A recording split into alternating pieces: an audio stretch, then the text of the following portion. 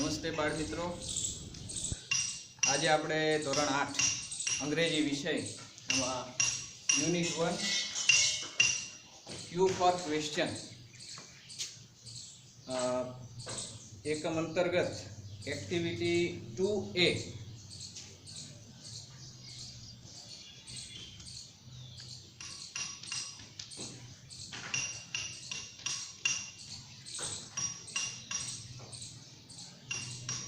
નો અભ્યાસ કરીશું।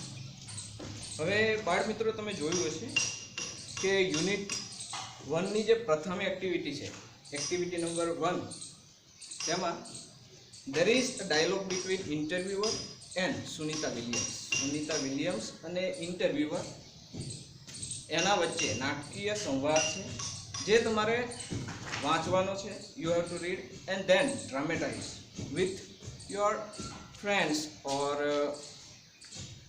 other person। એની જોડે તમારે નાટકીય સંવાદ તમારા ઘરે નાટક સ્વરૂપે કરવાનો છે અને એને સારી રીતે વાંચવાનું છે।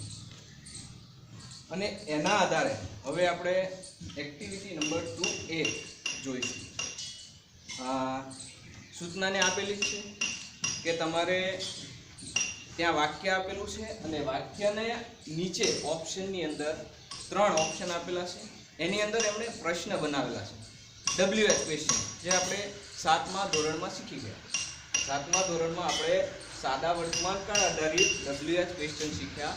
હવે અહીંયા આપણે સાદા ભૂતકાળ આધારિત વાક્ય બનાવતા શીખવાનું છે, પણ એના માટે શરૂઆતની પહેલી પ્રવૃત્તિ એ રીતે તમને શીખવે છે કે પ્રથમ વાક્ય આપેલું છે અને એ વાક્યમાંથી તમારે નીચે શોધવાનું છે કે કઈ રીતે પ્રશ્ન બને છે, કયા કયા પ્રશ્નો બને છે, કયા કયા WH ક્વેશ્ચન વડે પ્રશ્ન બની શકે છે। તો એના માટે સિમ્પલ, પહેલાં તો તમારે એ WH ક્વેશ્ચન છે આપણે 7મામાં શીખી ગયા।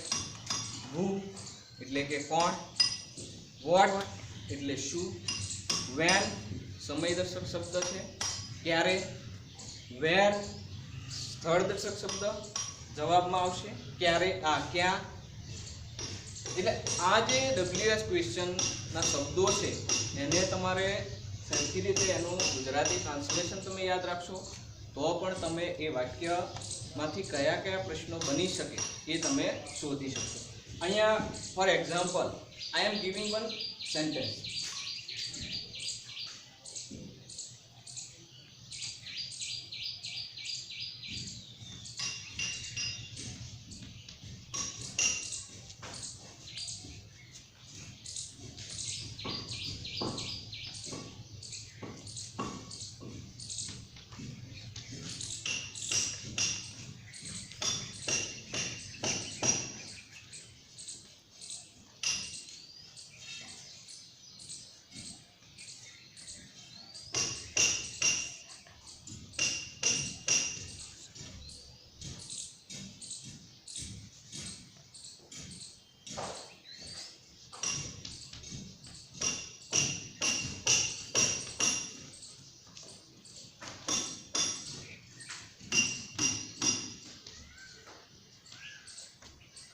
હવે જુઓ મિત્રો, આપણી પાસે એક for example there is one sentence, Rakesh played cricket on the playground yesterday। Simple છે કે વાક્ય જોઈને પણ તમને ખબર પડે છે કે પ્લે ની પાછળ ઈડી લાગેલું છે, એટલે કે સાદો ભૂતકાળનું વાક્ય છે। અને હવે સાદા ભૂતકાળના વાક્યના આધારે WH ક્વેશ્ચન આપણે કેવી રીતે કરવા, તો એના માટે પહેલા તો આપણે 7મામાં ભણી ગયા કે હુ, WH ક્વેશ્ચનની અંદર પ્રથમ આપણે હુ લઈશું। હુ શબ્દ છે જેનો અર્થ થાય છે કોણ, અને જવાબમાં સામાન્ય રીતે ગુજરાતીમાં આપણે કોણ આવ્યું તો આપણે કોઈનું નામ આપીએ છીએ, એમ જ્યારે હુ વડે પ્રશ્ન બને ત્યારે જવાબમાં નામ આવશે। એટલે સિમ્પલ વાક્યમાં જે નામ આપેલું છે કર્તા, નામ મીન્સ કે કર્તા વાક્યની શરૂઆતમાં જ હશે। કર્તા તમારે શોધવા માટે વાક્યની શરૂઆતમાં જ હોય 99.99%। રાકેશ, તો એના આધારે આપણે હું વડે પ્રશ્ન બનાવી શકીશું. જો કેવી રીતે, રાકેશની જગ્યાએ હું શબ્દ લખી નાખો. બીજું બધું વાક્યમાં સેમ ટુ સેમ, નથી કઈ કાઢવાનું, ખાલી છે એટલે પ્રશ્ન. who played cricket on the playground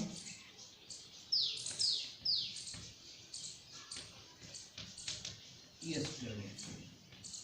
છેલ્લે પ્રશ્ન. આ વાક્ય હું વડે બની ગયું. જો આપણે સિમ્પલ કાંઈ નથી કર્યું, કર્તાની સ્થાને હું શબ્દ મૂક્યો છે અને બીજો બધો વાક્ય ઇંગ્લિશ કર્તા કાઢી નાખ્યો. એટલે હવે તમારે વાક્ય આપેલું હોય નીચે હું વડે પ્રશ્ન બનાવેલો હોય તો તમારે આ ટેકનિકથી જોઈ લો, એટલે તમારે એ વાક્ય બનશે કે નહીં બને તમને તરત ખ્યાલ આવશે. ત્યાર પછી નેક્સ્ટ બીજો શબ્દ આપણે લઈએ, વોટ.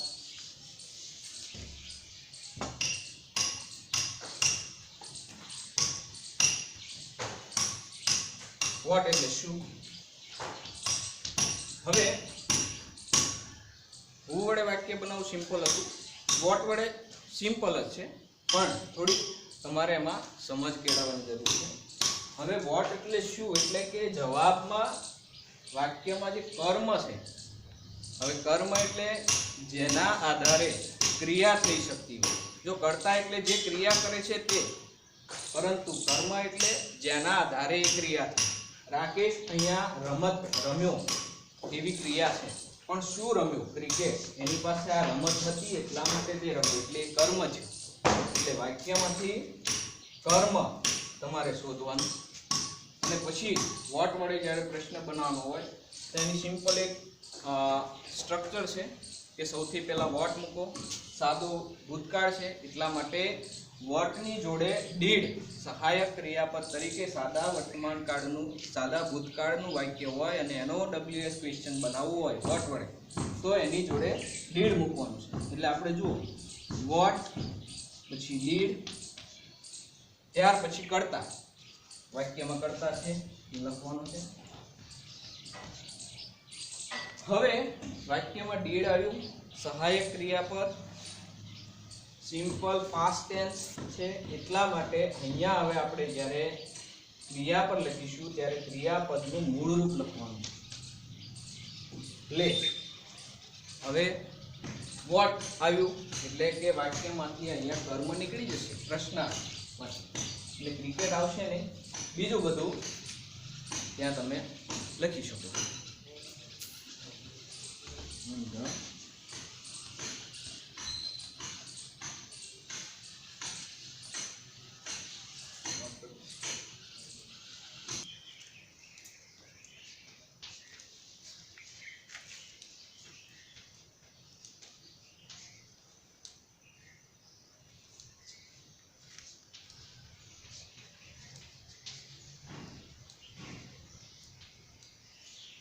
જો વિદ્યાર્થી મિત્રો, આ વોટ વડે હવે આપણે પ્રશ્નાર્થ વાક્ય બની ગયું. હવે આપણે જે પ્રવૃત્તિ કરવાની છે એની કરતા થોડી જુદી રીતે હું તમને શીખવાડું છું. આપણે પહેલા પ્રશ્ન કઈ રીતે બનાવ્યા એ શીખીએ છીએ. હવે નેક્સ્ટ WS ક્વેશ્ચન જે છે પહેલા આપણે હુ વડે બનાવ્યો, પછી વોટ વડે. હવે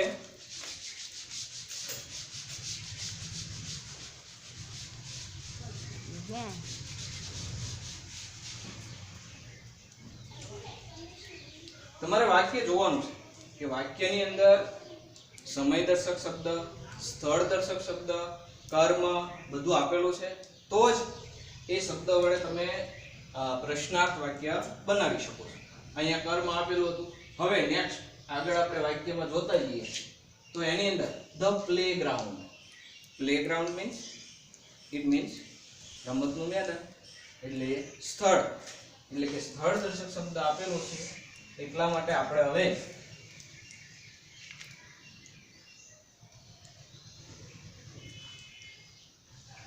કર્મમાંથી આપણે અંડરલાઈન કરી નાખીએ. હવે સ્થળ દર્શક શબ્દ. હવે સ્થળ દર્શક શબ્દ જાણવો હોય તો તમારે ગુજરાતીમાં આપણે સિમ્પલ ક્યાં, ક્યાં મળીશું, ક્યાં જઈશું, જો ક્યાં વડે પ્રશ્ન પૂછીએ છે. એ જ રીતે અંગ્રેજીમાં વેર, વેર વડે પ્રશ્ન બનાવવાનો છે. હવે સ્ટ્રક્ચર વર્ડ જેવું છે. સૌથી પહેલા વેર, પછી ડીડ, પછી કર્તા, પછી ક્રિયાપદનું મૂળ રૂપ, પછી કર્મ અહીંયા આવશે. કારણ કે આપણે અહીંયા હવે વેર વડે પ્રશ્ન બનાવીએ છીએ એટલે એમાંથી સ્થળ દર્શક શબ્દ આપણે કાઢી નાખવાનો છે. હવે જોઈએ આપણે where did Rakesh play cricket yesterday.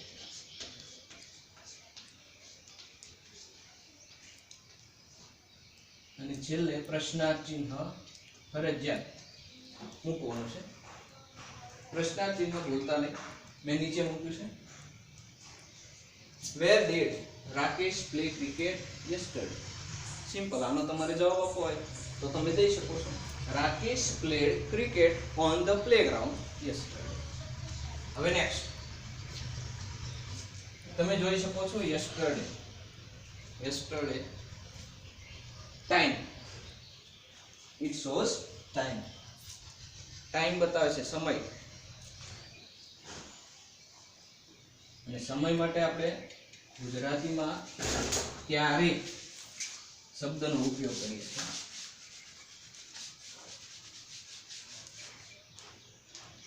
ક્યારે મળીશું, ક્યારે જઈશું. એ જ રીતે અહીંયા આપણે રાકેશ માટે ક્યારે ક્રિકેટ રમ્યું, ભૂતકાળ છે એટલે વેન. વેન વડે પ્રશ્ન બની શકશે. સ્ટ્રક્ચર એનું એ જ વેન, પછી ડીડ, પછી કર્તા, પછી ક્રિયાપદનું મૂળ રૂપ, પછી કર્મ, પછી સ્થળ દર્શક શબ્દ અને સમય દર્શક શબ્દ નીકળી જશે. અને છેલ્લે પ્રશ્ન. તો જોઈએ ચાલો. When did Rakesh play cricket on the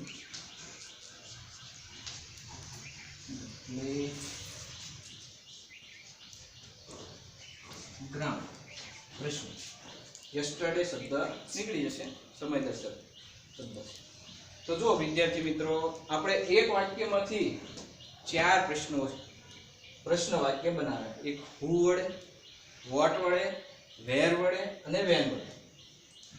પણ એ ક્યારે બની શક્યા? તો આપણે જ્યારે વાક્યનું સેન્ટેન્સનું કમ્પ્લીટ એનાલિસિસ કર્યું.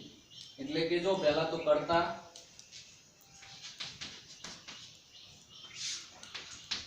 કર્મ,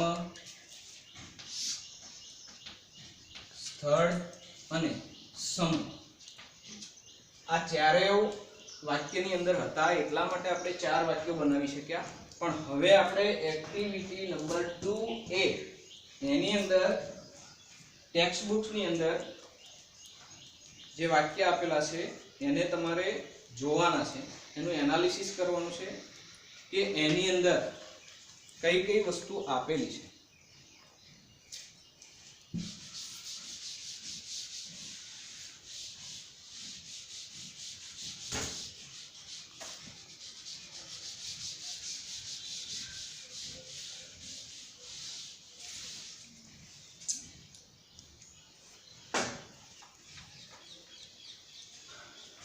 હવે વિદ્યાર્થી મિત્રો, તમે તમારી ટેક્સ્ટ બુક તમારી પાસે રાખજો અને એમાં તમે જોતા જજો. પહેલું વાક્ય છે અહીંયા, Sunita Williams stayed in the space for 36 days.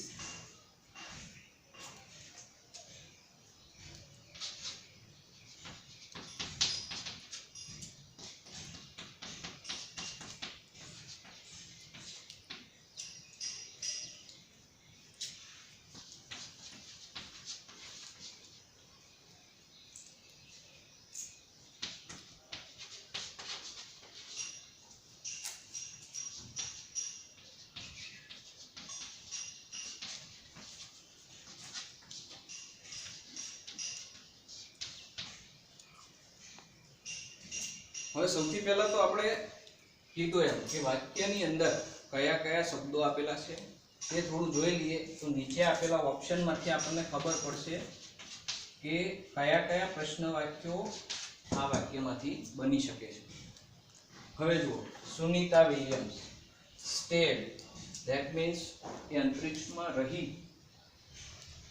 કોણ રહ્યું? સુનીતા વિલિયમ્સ. કરતા. Now there is no object in this sentence. Object means કર્મ. કર્મ અહીંયા નથી, તમે જોઈ શકો છો. Stay in the space. Space અંતરિક્ષ. અંતરિક્ષમાં રહી એટલે અંતરિક્ષ સ્થળ. and for 36 days. હવે આ WH ક્વેશ્ચન નથી, પણ આપણે 7મા ધોરણમાં શીખી ગયા કે જ્યારે પણ સંખ્યા જાણવી હોય અથવા કોઈ વસ્તુનું માપ જાણવું હોય ત્યારે આપણે હાઉ મેની અને હાઉ મચ વડે પ્રશ્ન બનાવતા શીખ્યા હતા. અહીંયા તમે જોઈ શકો છો કે 36 ડેઝ, ધેટ મીન્સ એ ગણી શકાય એટલે હાઉ મેની વડે પ્રશ્ન બની શકે છે. એટલે આ થોડું અલગ છે. આપણે જે WH ક્વેશ્ચન કર્યા એની કરતા પણ આપણે શીખી ગયેલા છીએ. ઓકે, હવે વાક્યની નીચે થોડા ઓપ્શન આપેલા છે પાઠ્યપુસ્તકની અંદર. હું અહીંયા લખું છું, તમે અંદર ધ્યાન આપજો. Where did she stay?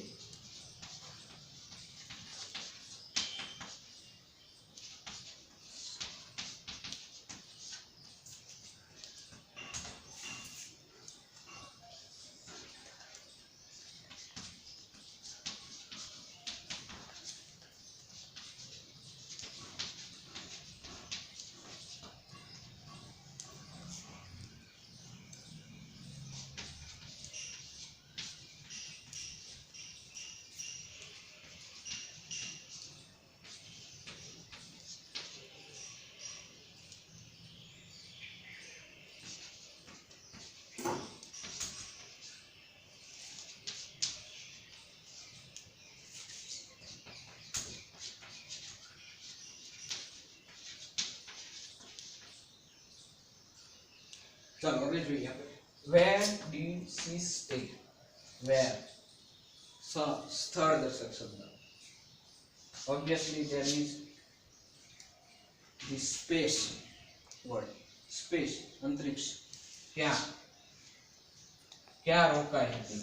તો સ્પેસ અંતરિક્ષ એટલે આ વાક્ય બની શકે છે. ત્યાર પછી who stayed in the space કરતા પણ છે એટલે આ વાક્ય પણ બની શકે છે. અને મેં કીધું હાઉ મેની કેટલા દિવસ, તો અહીંયા ડેઝ પણ આપેલા છે 36 days. That means you can make all these 3 question sentences from this sentence. એટલે એવું નથી કે ઓપ્શન 3 આપેલા હોય એમાંથી ગમે તે એક જ બની શકે છે, 3 પણ બની શકે છે અને એક પણ બની શકે છે. એટલે તમારે પહેલા વાક્યનું આખું એનાલિસિસ કરી લેવાનું અને ત્યાર પછી નીચે આપેલા ઓપ્શનમાં શાંતિથી જોશો. હવે આગળની જે પ્રવૃત્તિ છે, આગળ જે પ્રશ્ન વાક્યો આપેલા છે એ તમારી જાતે કરવાના છે. તમે કોઈ પણ મુશ્કેલી હોય તો મારો કોન્ટેક્ટ કરી શકો છો. ઓકે, નમસ્તે વિદ્યાર્થી મિત્રો. કોઈ પણ તકલીફ હોય તો મારો મોબાઈલ નંબર આપેલો છે, એની અંદર તમે મને કોલ કરીને પૂછી શકો. Okay sir.